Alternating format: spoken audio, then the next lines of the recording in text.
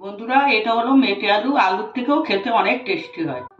এটা দিয়ে মাছের মাথা দিয়ে একটা তরকারি বানাবো, আপনাদেরকে কেটে তারপরে দেখাচ্ছি। এখানে হাফ আলু কেটে নিয়েছি, হাফ মাথা আর একটা লেগ ভেজে তুলে নিচ্ছি।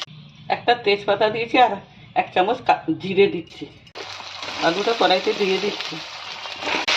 1 চামচ নুন দিয়ে ভেজে নিচ্ছি। দিয়ে দিচ্ছি বড় সাইজের একটা পেঁয়াজ কুচনো। দিয়ে দিচ্ছি বড় চামচের 1 চামচ লঙ্কা বাটা।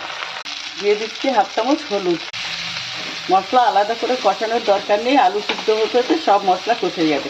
দিয়ে দিচ্ছি একটু লাল লঙ্কার গুঁড়ো, ধনে, জিরে। এবার জল দিয়ে দিচ্ছি। আলুটা সিদ্ধ হয়ে গেছে, দিয়ে দিচ্ছি মাথা আর লেজটা। আলু সিদ্ধ হয়ে গেছে, ধনে পাতাটা দিয়ে দিচ্ছি। আমার মেটে আলুর তরকারিটা হয়ে গেছে, তুলে নিচ্ছি। দেখুন আমার মেটে আলুর তরকারিটা কি সুন্দর লাগছে, আপনারাও বানিয়ে খাবেন।